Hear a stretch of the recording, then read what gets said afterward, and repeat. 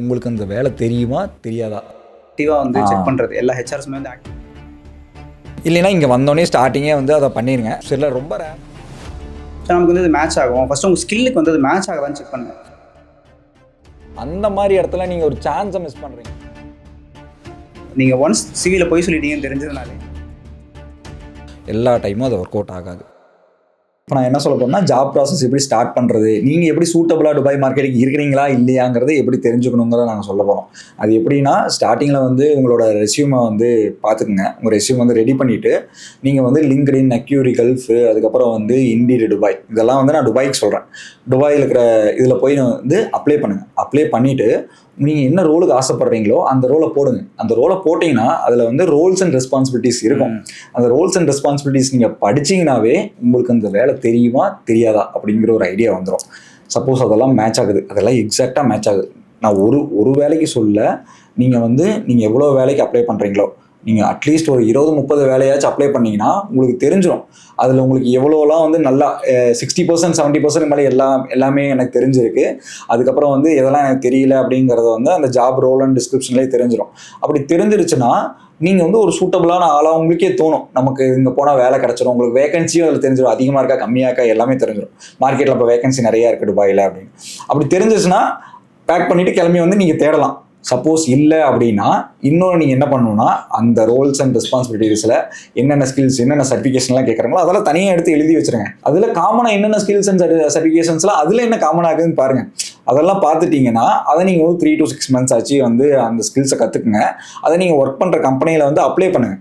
Apply பண்ணால் உங்களுக்கு hands on experience கிடச்சிருச்சு, அது எப்படி ஒர்க் ஆகும்னு தெரிஞ்சிருச்சு, அந்த சர்டிஃபிகேஷன்ஸும் கூட இருக்குது. இதெல்லாம் இருக்கும்போது நீங்கள் ஒரு 3 to 6 monthsல வந்து தேடலாம். நீங்கள் வந்து ஆசைப்பட்டோன்னையும் வந்து துபாயில் தேடுறதுக்கும் நல்ல ஒரு நாலேஜோட தேடுறதுக்கும் வித்தியாசம் இருக்குல்ல. அந்த மாதிரி எப்படி பண்ணணுங்கிறத நம்ம தெரிஞ்சுக்கணும் இல்லையா? சீரியஸாக நான் சொல்லுவேன். ஃபர்ஸ்ட் நீங்கள் வேலை தேடுறீங்க, மோஸ்ட்லி வந்து லிங்க்டின் தான் வந்து எல்லாருமே வந்து ஆக்டிவாக வந்து செக் பண்ணுறது. எல்லா ஹெச்ஆர்ஸுமே வந்து ஆக்டிவாக செக் பண்ணுறது லிங்க்டின் தான். ஸோ நீங்கள் ஊர்லேயே இருக்கீங்க, ஊர்லேருந்து எனக்கு வேலை தேடுறதுக்கு ஏதாவது ஒரு வழி சொல்லுங்கள் அப்படின்னா லிங்க்டின் நான் சொல்லுவேன்.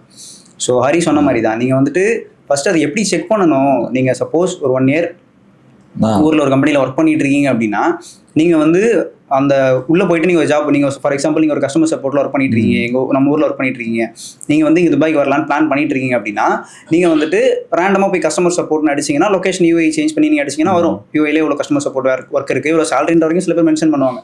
அங்கே போயிட்டு நீங்கள் அந்த டியூட்டிஸ் அண்ட் ரெஸ்பான்சிபிலிட்டிஸ் நீங்கள் கிளிக் பண்ணீங்கன்னா நீங்கள் இது பண்ணணும், இது பண்ணக்கூடாது அப்படின்ற மாதிரி போட்டிருக்கோம் அதில். ஸோ அதுலேயே உங்களுக்கு தெரியும். இது அட்லீஸ்ட் அதில் வந்து நீங்கள் சொன்ன மாதிரி ஒரு 70% அதில் மேட்ச் ஆகணும். இது வந்துட்டு நான் வந்து இந்த வேலை தான் ஆல்ரெடி நம்ம இங்கே ஆல்ரெடி பார்த்துட்டு இருக்கோம்ல. ஸோ இந்த வேலை தான் துபாயிலேயே வந்து கேட்குறாங்க. ஸோ நமக்கு வந்து இது மேட்ச் ஆகும். ஃபஸ்ட்டு உங்கள் ஸ்கில்லுக்கு வந்து அது மேட்ச் ஆகுதான்னு செக் பண்ணுங்கள். உங்கள் சிவி வந்து ஃபஸ்ட்டு விஷயம், உங்கள் சிவியில் எக்காரணத்தை கொண்டு நீங்கள் போய் சொல்லவே கூடாது. சீரியஸாக. ஏன்னா அது சிவியில் நீங்கள் போய் சொன்னீங்கன்னா அதை நீங்கள் வந்து கற்று வச்சுக்கோங்க.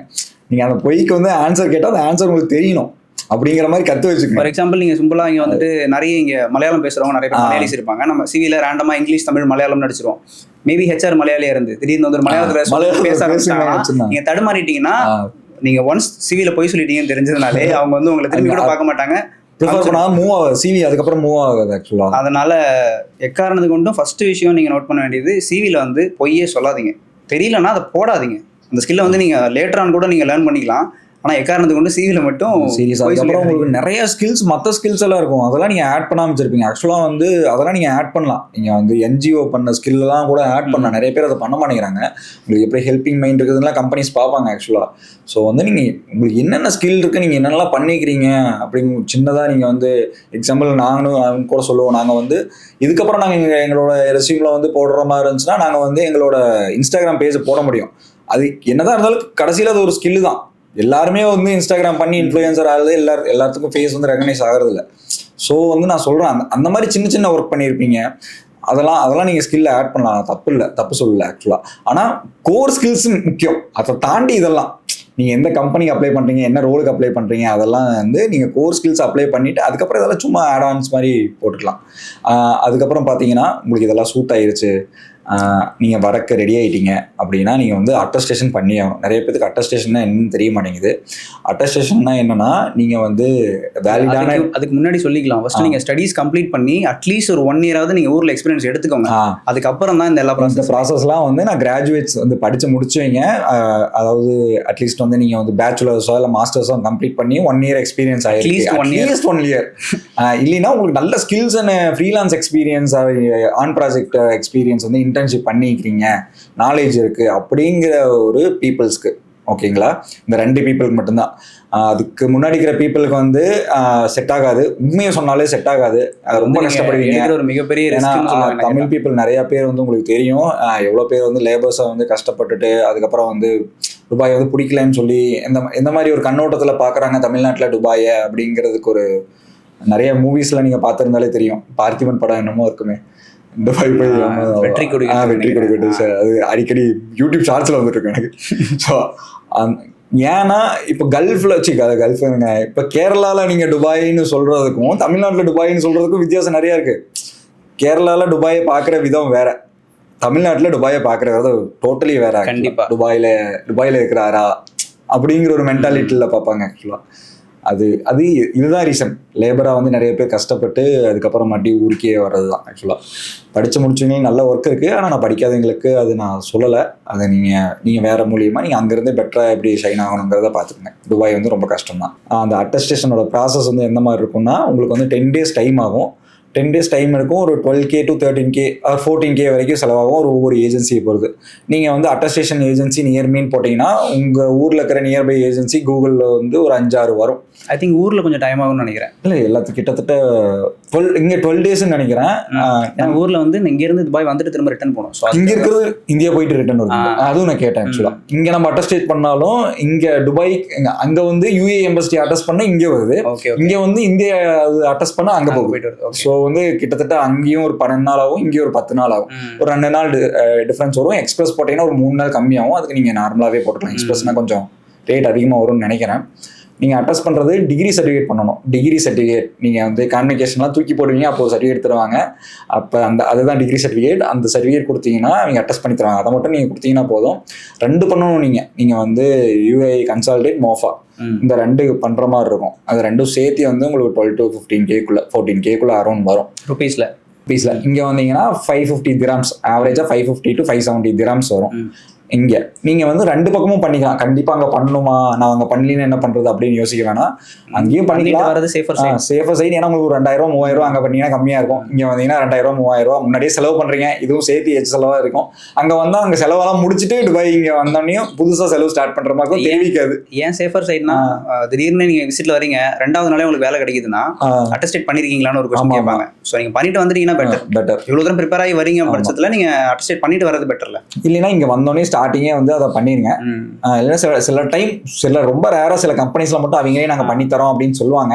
மற்றபடிலாம் டைமும் கொடுப்பாங்க. நீங்கள் வந்து உங்களை ஹையர் பண்ணிட்டு அதுக்கப்புறம் அட்டஸ்டேட் பண்ணிடுங்க அப்படின்னு உங்களுக்கு டைமும் கொடுப்பாங்க. ஆமாம். சப்போஸ் நீங்கள் வந்து அட்டஸ்டேஷன் பண்ணுறீங்க பண்ணிட்டீங்கன்னா அது ஓகே. கிராஜுவேட்ஸ்க்கு நீங்கள் வந்து மற்ற மெடிக்கல் ஃபீல்டை தவிர மற்றவங்களுக்குலாம் அட்டஸ்டேஷன் கேட்பாங்க. மெடிக்கலுக்கு என்ன கேட்பாங்கன்னா நீங்கள் வந்து DHA முடிச்சிருக்கீங்க இல்லை DOH முடிச்சிருக்கீங்கன்னா அது வேணும். அது வந்து 2 years எக்ஸ்பீரியன்ஸ் வந்து நீங்கள் அங்கே பண்ணியிருக்கணும். அதுக்கப்புறம் வந்து NOC வேணும் உங்களுக்கு. அப்புறம் குட் கான்டாக்ட் சர்டிஃபிகேட் வேணும். இன்னும் சில பல வேணும்.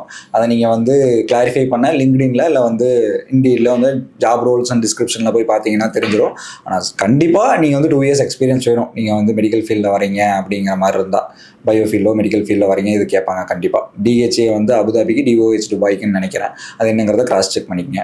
அப்புறம் ஸ்கில்ஸ் அண்ட் கம்யூனிகேஷன்ஸ் எவ்வளோ இம்பார்ட்டன்ட் அப்படின்னா, சப்போஸ் உங்களுக்கு ஸ்கில்ஸ் இல்லை அது எப்படி பார்க்கணுன்னா நீங்கள் என்ன ஜாப்ஸ் அண்ட் டிஸ்கிரிப்ஷனுக்கு அப்ளை பண்ணுறீங்களோ அதே மாதிரி தான். அதில் போய் பார்த்தீங்கன்னா உங்களுக்கு தெரிஞ்சும் என்னென்ன ஸ்கில்ஸ் அண்ட் டிஸ்கிரிப்ஷன்ஸில் வந்து என்ன ரோல்ஸ் அண்ட் ரெஸ்பான்சிபிலிட்டிஸில் என்ன ஸ்கில்ஸ் எல்லாம் கேட்குறாங்க அப்படிங்கிறது உங்களுக்கு ஒரு ஐடியா கிடச்சிரும். அப்போ வந்து நீங்கள் அது ரிலேட்டடான கோர்ஸோ ஸ்கில்ஸோ முன்னாடி நான் சொன்ன மாதிரி நீங்கள் வந்து பண்ணிக்கலாம்.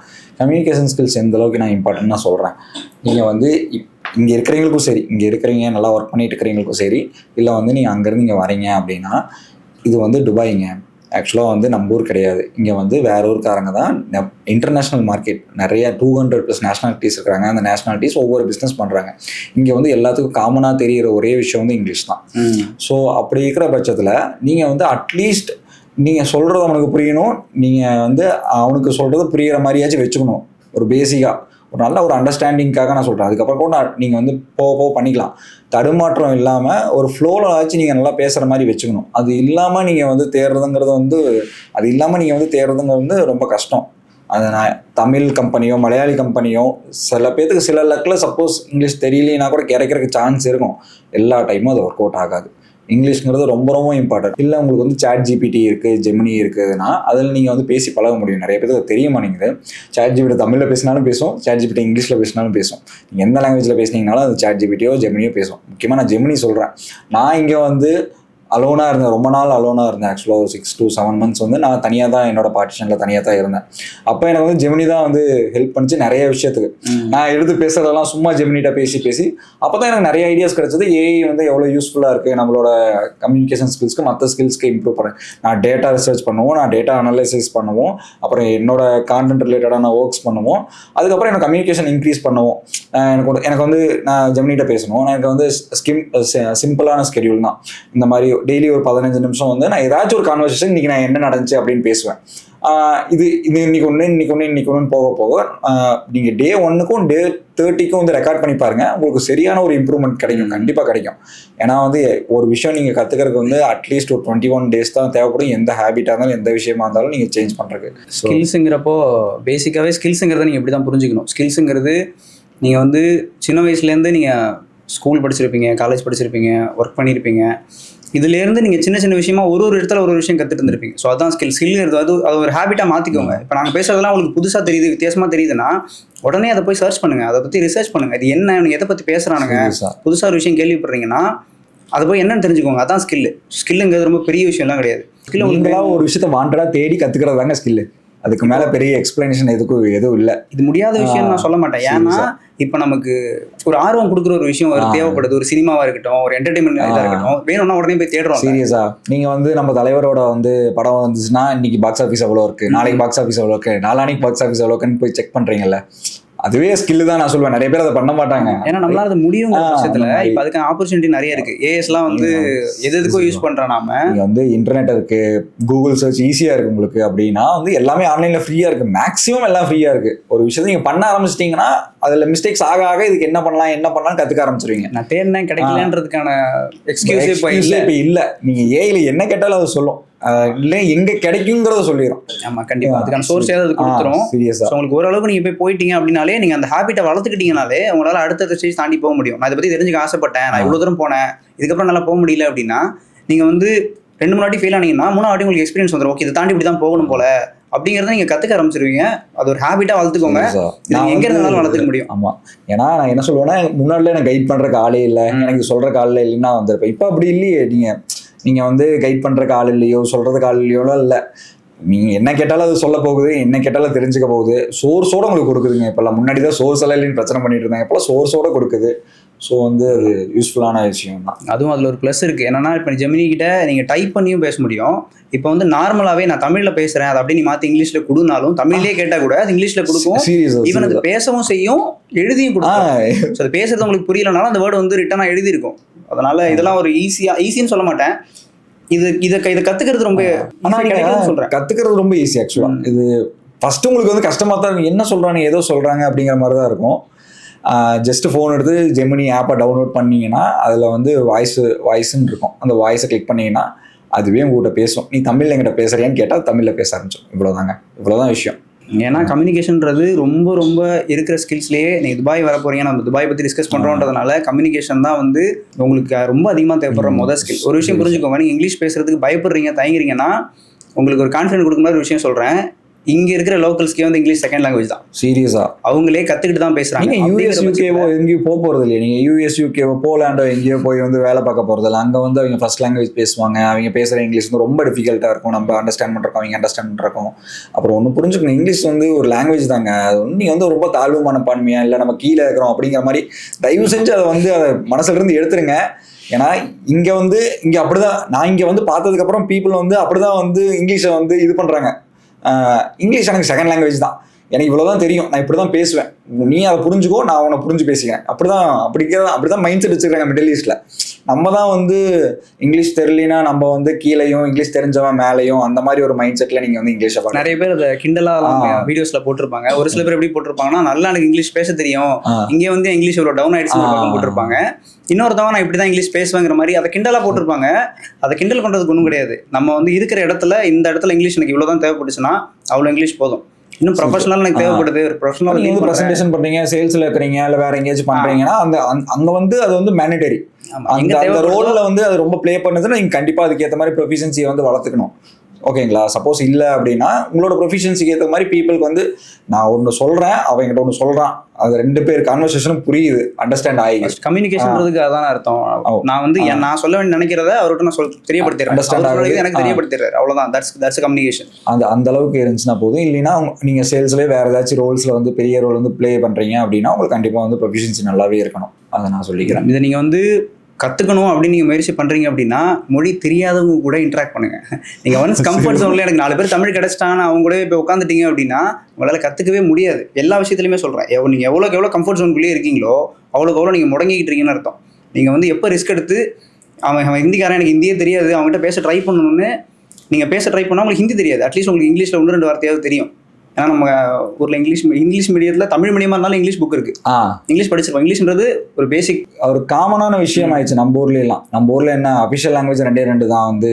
இப்போ நிறைய பேர் எனக்கு தெரிஞ்சு சீரிஸ்லாம் இங்கிலீஷ்லேயே பார்க்குறாங்க, வெப் சீரிஸ்லாம். மேக்ஸிமம் நான் காலேஜ் முடிக்கிற டைம்லேயே அப்படிதான் வந்து நிறைய பேர் வந்து வெப் சீரிஸ் எல்லாம்.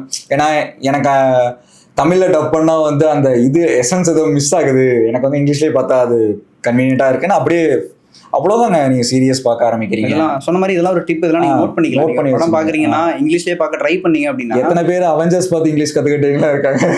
ஸ்கூல்ல சொல்லி கொடுத்ததோட, காலேஜ்ல சொல்லி கொடுத்ததோட நான் வெப் சீரிஸ் பார்த்து, ஹாலிவுட் மூவிஸ் பார்த்து இங்கிலீஷ் கத்துக்கிட்டது தான் அதிகம். இல்லைன்னா நீங்க வந்து நார்த்தில் சப்போஸ் ஒர்க் பண்றீங்கன்னா உங்களுக்கு இங்கிலீஷ் தெரிஞ்சிடும். ஏன்னா ஃபர்ஸ்ட் வந்து நீங்க அடி வாங்குவீங்க ஹிந்தி தெரியாதங்கிறங்காட்டி. அதுக்கப்புறம் ஹிந்தி கத்துப்பீங்க. அதுக்கு முன்னாடி உங்களோட இங்கிலீஷ் ப்ரொஃபிஷியன்சி நல்லா வந்துடும். ஏன்னா ஹிந்தி பேசுறதுக்கு முன்னாடி இங்கிலீஷ் தான் யூஸ் பண்ணியிருப்பாங்க. ஸோ ரெண்டும் மேட்ச் ஆகிக்கும். ஹிந்தின்னு சொன்னதும் நான் இதை சொல்ல விருப்பப்படுறேன். ஹிந்தி தெரியாது போடாங்கிறது நம்ம ஊரில் வந்து அது கரெக்டாக இருக்கும். அதை வந்து சரியாக புரிஞ்சுக்கிட்டவங்களுக்கு அது கரெக்டாக இருக்கும்.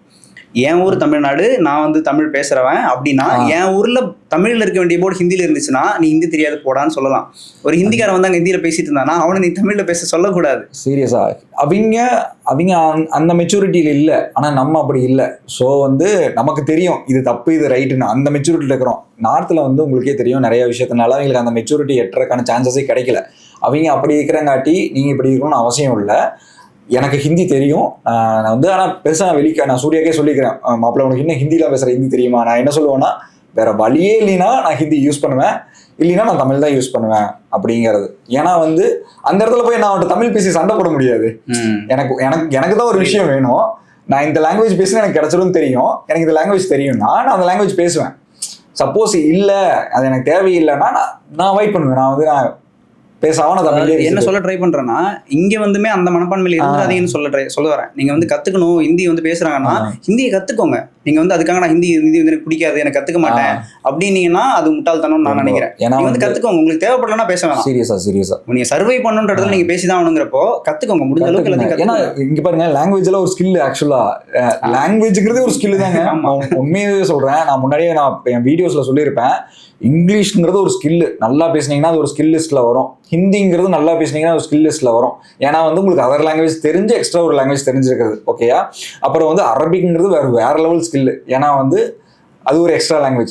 இந்த விஷயம் வந்து அதுல வரும். அந்த ஸ்கில் டியூட்டிஸ் அண்ட் ரெஸ்பான்சிபிலிட்டிஸ் போட்டுருக்கு இல்லையா, அதுல வந்து அரபிக் இஸ் a plus இல்லனா இங்கிலீஷ் இஸ் a plus னு சொல்லிட்டு Arabic add on, Malayalam add on அப்படினு போட்டுருப்பாங்க. இதுல எங்க ரெஸ்பான்சிபிலிட்டிஸ்ல ஜாப் டிஸ்கிரிப்ஷன்ல போட்டுருப்பாங்க. நோட் பண்ணிக்கோங்க, இது எல்லாமே ஒன்னோட ஒன்னு கனெக்டட். நாங்க எல்லாமே துபாய் ஜாப் ப்ராசஸ் பத்தி பேசிட்டு இருக்கோம். எல்லாமே ஒன்னோட ஒன்னு இன்டர் கனெக்ட். எதுவுமே வந்து சம்பந்தப்படாத விஷயம் கிடையாது. அதெல்லாம் இருக்கு அப்படின்னா மேட்ச் ஆகுது அப்படின்னா வந்து ப்ரிஃபரன்ஸ். இப்போ நான் வந்து வெறும் தமிழுங்க, இப்போ வந்து சூர்யாவுக்கு வந்து ஹிந்தி தெரியுது, மலையாளம் தெரியுது, 2 பேரும் ஒரே ரோலுக்கு அப்ளை பண்றோம்னு வச்சுக்கலாம்.